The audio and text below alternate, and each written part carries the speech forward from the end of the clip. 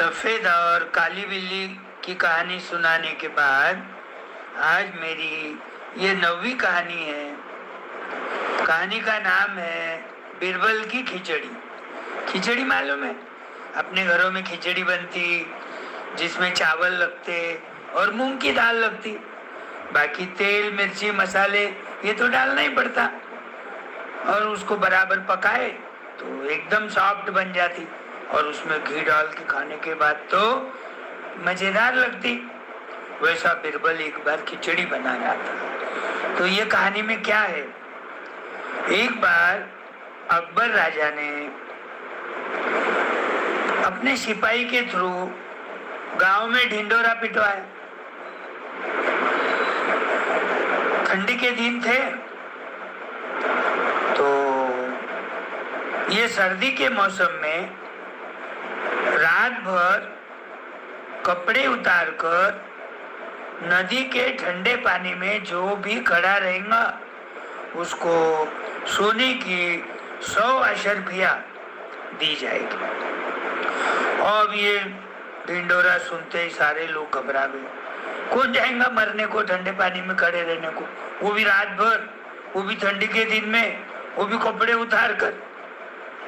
लेकिन एक बेचारा गरीब किसान था, वो बोला यूं भी तो मैं भूखा मर रहा हूँ, ठंडे पानी में नहीं खड़ा रहना हो गया तो सर्दी से ठिठुर के मर जाऊंगा और यदि बच गया तो 100 अशर्फियाँ मिलेंगी, मेरी आगे की जिंदगी सुकर हो जाएगी।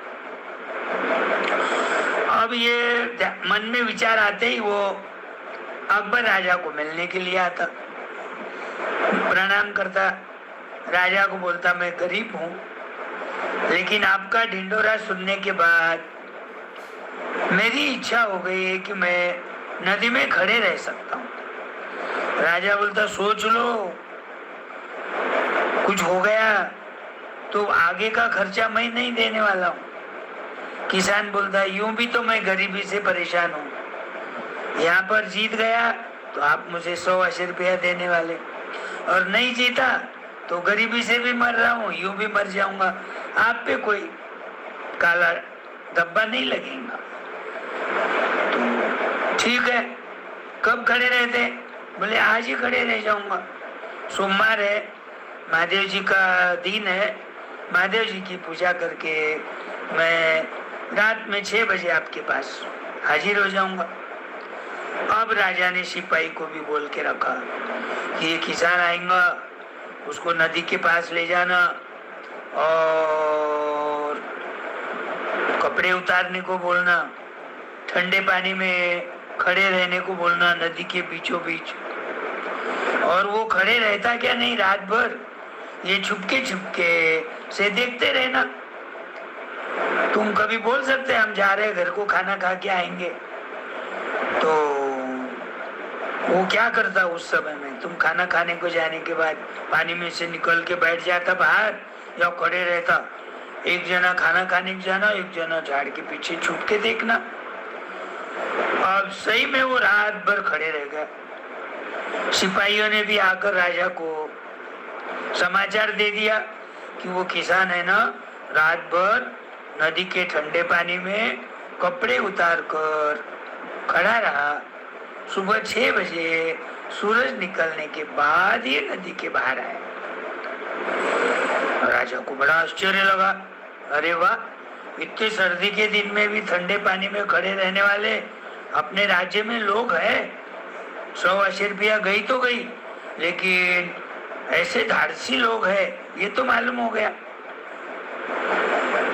लेकिन मन में से उसको लग रहा था कि अपन अशर्फियाँ नहीं देना, इतने से काम के लिए कौन देता अशर्फियाँ, कुछ तो बहाना बनाएंगे।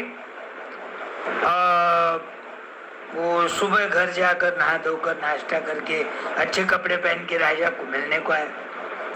राजा साहब, मैं रात भर नदी के पानी में कपड़े उतार कर खड़ा रहा, ये तो आप आपके सिपाहियों से भी पूछ सकते। हाँ, बोले सिपाहियों ने समाचार तो दिया है, लेकिन मुझे एक प्रश्न पड़ा है, भाई तू रात भर खड़ा रहा, रात भर क्या कर रहा था, किधर देख रहा था? तो वो बोला रात के अंधेरे में दूर 1-2 किलोमीटर पे मुझे एक गांव दिख रहा था, वो घर भी दिख रहे थे, वो घर की खिड़की में एक दिया टिम टिम टिम टिम चमक रहा था। हाँ, मैं यही सोचा कि तू रात भर कैसा खड़ा रहा, वो दिए की गर्मी तेरे को लग गई और इसलिए ठंडे पानी का असर तेरे पे नहीं हुआ, सर्दी नहीं लगी, सिर नहीं दुख रहा, खांसी नहीं आई।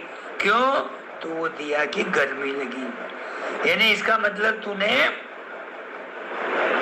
बराबर काम नहीं किया, वो दिया नहीं रहता तो ठंडी से मर जाता, इसलिए मैं अब 80 रुपया नहीं दे सकता। यू किसान बड़ा सैड हो गया, दुखी हो गया। अब क्या करे, अपन तो सही में खड़े रहे, उसके सिपाहियों ने भी देखा कि कोई दूर 2 किलोमीटर पे एक आधा दिया दिखा तो उसकी गर्मी लग सकती है क्या? नहीं। लेकिन राजा ने वो बहाना बना कि मुझे 80 रुपया नहीं दिया। ठीक है, बोले इसका भी न्याय निवाड़ा हो जाएगा, मैं नो बीरबल के पास जाऊंगा। बीरबल उसके दरबार का 9 रत्नों में से एक रहता, बहुत होशियार मंत्री रहता हूँ। बीरबल के पास जाता, ये सारी हकीकत बोलता, बीरबल सुनता। ठीक है, बोले तू घर चले जा, मैं देखता हूँ क्या करना है। अब ये बीरबल सुबह रोज 10 बजे बराबर दरबार में जाते रहता। आज क्या किया उसने, जानबूझकर 10 बजे नहीं गया, 10:30 बज गए, 11 बज गए, जाने का नाम ही नहीं ले रहा।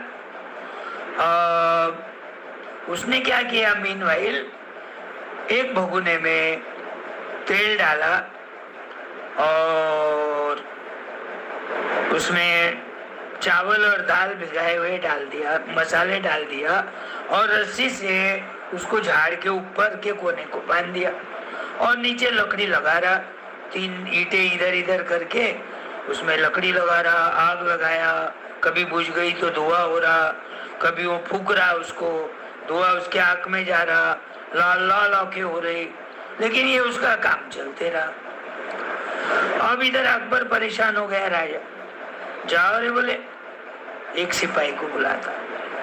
बीरबल रोज 10 बजे बराबर आता है, आज 11 बज गए तो भी उसका आने का पता नहीं, तबीयत तो ठीक है ना, देख के आओ। अब वो सिपाही आ जाता, आते ही बीरबल को नमस्ते करता और बोले राजा जी आपकी याद कर रहे। तो बोले राजा साहब को बोलना आज घर में मेरी मिसेस नहीं है, गाँव गई है, भूख लगी है, मैं बाहर का तो नहीं खाता, तो सोचा आज घर में ही खिचड़ी बना लूं। तो मैंने क्या किया, भगोने में सारा सामान डाल दिया और ऊपर झाड़ को बांध दिया और नीचे जाल लगा रहा हूँ, खिचड़ी सीजते ही खा लूंगा और आ जाऊंगा। अब ये बीरबल की सारी बातें राजा को वो सिपाही ने बताया। ठीक है, बोले खिचड़ी बनने को तो कितनी देर लगती, आधे घंटे में आ जाऊंगा। बोला आ जाएगा। अब 12 बज गए, 12:30 बज गए, बीरबल का कोई पता नहीं आने का। अब दूसरे सिपाही को भेजता, अरे तुम जाओ, बोले देख तो लेना बीरबल क्या कर रहा, खिचड़ी उसकी बनी क्या नहीं, खाया क्या नहीं, वो क्यों नहीं आ रहा, 1 बज गए। सिपाही आया, आते ही नमस्ते करा, बोले राजा साहब तो बोल रहे भाई खिचड़ी तो जल्दी बनना चाहिए, खा पी के तो तुम टाइम पे आता हूँ, बोले नहीं आए। अरे बोले अभी बन जाएंगे, बोले 10-15 मिनट में, अब बहुत देर से तो बना रहा हूँ, देखो तुम्हारे सामने लकड़ी डाल रहा, थोड़ी लकड़ी गिल्ली होने से सूख रही, बीच में थोड़ा राकेल भी डाल रहा, जाल लगा रहा, उसको आग लगा रहा, फूंक रहा, मेरी आंखें धुएं से लाल लाल हो गई, खिचड़ी बनते ही खाऊंगा, तुरंत आ जाऊंगा। अब 1:30 बज गए, 2 बज गए, अरे बीरबल का कोई आने का पता नहीं। राजा क्या सोचता, सिपाहियों से तो वो नहीं आता, मैं चले जाऊंगा, देखता हूँ तो सही उसकी खिचड़ी कैसी नहीं बनी अभी तक, झूठ तो नहीं बोल रहा। राजा अपने घोड़े पे बैठ के टिक टॉक करते आता। राजा घोड़े के पाँव की आवाज सुनते ही बीरबल समझ गया कि अकबर राजा खुद आ गया है। अब अकबर बोलता, अरे बीरबल क्या हुआ, खिचड़ी बनी क्या नहीं, कुछ बची होंगी तो मुझे भी दो। बीरबल बोला, काय की खिचड़ी साहब, मैं सुबह से खिचड़ी बना रहा हूँ, खिचड़ी कुछ बन रही नहीं। अरे तू लकड़ी तो डाल रहा, जाल लगा रहा, आग लगा रहा, धुआं हो रहा, वो मैं सारा दिख रहा, लेकिन खिचड़ी का भगोना कहाँ नहीं दिख रहा। उसके अंदर दाल चावल मसाले ये तो डाले हुए कुछ दिख रहे नहीं। अरे वो क्या बोले, झाड़ के ऊपर के डाली को मैंने भगोना बांधा है, उसमें सारा सामान डाल दिया और नीचे आग लगा रहा।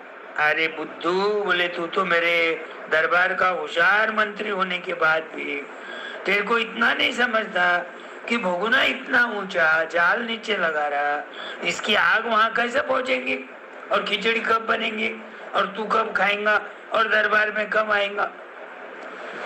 ये बात है ना, ये बात आपके ध्यान में आ गई ना, मेरी खिचड़ी नहीं बनेगी। क्यों? तो आग में और वो भगोने में बहुत डिस्टेंस है, ज्यादा ज्यादा 50 फीट का डिस्टेंस। लेकिन आपने जो ढिंडोरा पिटवाया और नदी के ठंडे पानी में खड़े रहने वाले को 100 आशा रुपया दूंगा ये बताया, ये सुनकर एक गरीब किसान पानी में खड़ा रहा या नहीं रहा, सिपाहियों ने आपको समाचार दिया, लेकिन आपने क्या बहाना बनाया।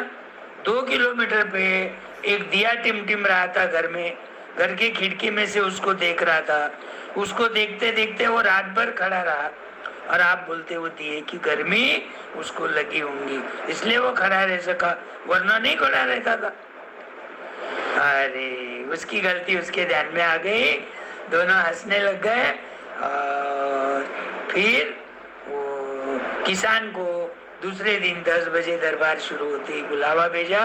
किसान बड़े शान से आया और उसको 100 अशरफिया सोने की एक थैली में डाल के किसान को गिफ्ट दिए और उसका प्रेजेंट दिए, उसको नवे नवे कपड़े बनाए और घर में अच्छा खाना बनाने को बोलकर खाने को भी उसको कंपनी दिए। तो अशोक बिरबल होशियार था, कैसा भी किधर से भी बात को कैसी सच्ची न्याय देना सबको, ये वो बताता था। तो बिरबल के जैसा तुम लोगों को भी होशियार होना है, स्कूल जाना है, टीचर जो पढ़ाएंगे ध्यान से सुनना है, ट्यूशन लगाने की भी जरूरत नहीं है।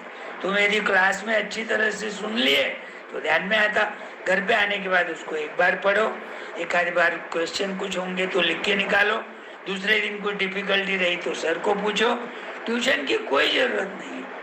तो वो हिसाब से तुम होशियार बनेंगे और सारे लोग सारे बच्चे बिरबल की जैसे होशियार बोलकर सबका नाम होगा। तो ये कहानी ध्यान में रखो, नाम है बिरबल की खिचड़ी, लेकिन कितनी कहानी सुंदर है ना, आई ध्यान में। अब कल दूसरी कहानी। हाँ?